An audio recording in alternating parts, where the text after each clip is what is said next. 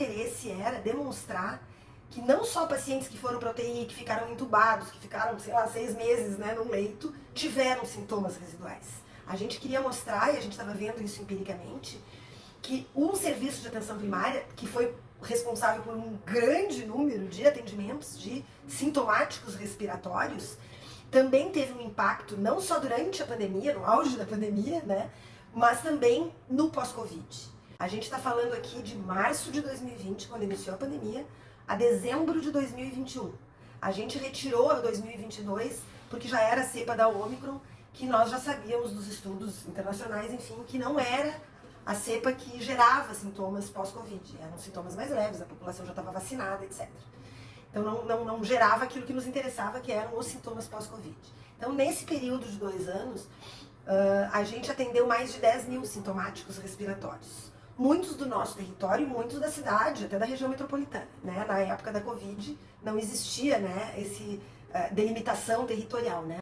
Nós, então, trabalhamos com todos os pacientes desses 10 mil e poucos que tinham diagnóstico de Covid confirmado por RT-PCR ou por teste de antígeno e que eram nossos. Por quê? Porque a gente precisava analisar no prontuário o retorno desses pacientes depois do diagnóstico para saber se eles apresentavam sintomas, né, de Covid longa, que poderia ser considerado, que eles não tinham previamente, isso a gente também considerou, para a gente avaliar esse impacto do pós-Covid.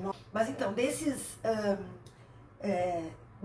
aproximadamente 1.500 a gente está trabalhando que foram diagnósticos positivos de Covid e que eram da nossa área. Desses, 91 foram pacientes que nós atendemos aqui e que eram graves, né? Estavam desaturando, tinham sintomas, né, no momento do diagnóstico presumido, foram encaminhados para a emergência do hospital.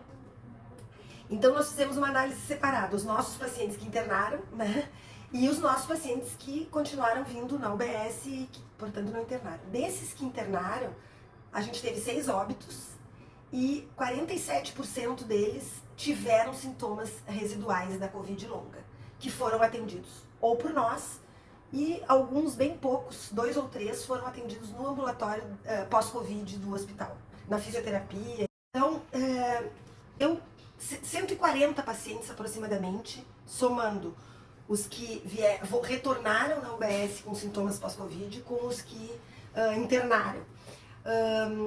E isso teve um impacto, que era o nosso objetivo de análise, que é o impacto que esses sintomas desses pacientes geraram no serviço. Então, os pacientes tiveram, em média, 7 consultas após 90 dias, ou seja, os sintomas residuais a gente considerava manter sintomas depois de 90 dias do diagnóstico inicial.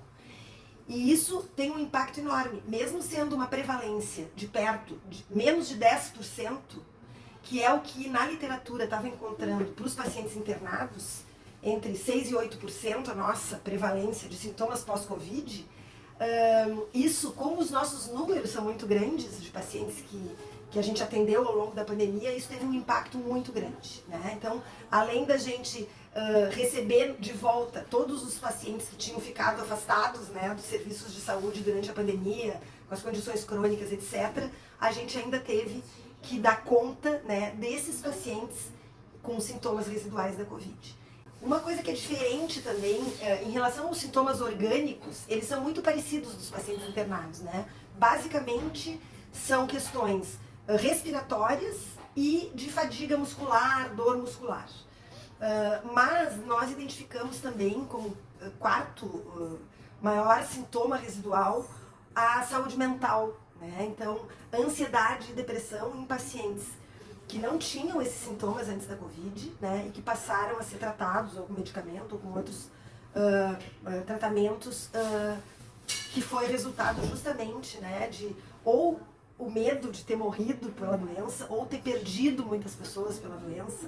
Né? Então isso é um impacto que a gente precisa aprofundar, talvez, nesses pacientes que agora a gente já sabe, né, que tiveram Covid, para a gente entender exatamente o tamanho, né, de problemas como esse, que quando a gente for estudar em pacientes, por exemplo, ambulatoriais de alto risco, das questões clínicas, a gente eventualmente não vai conseguir considerar essas questões do sofrimento psíquico.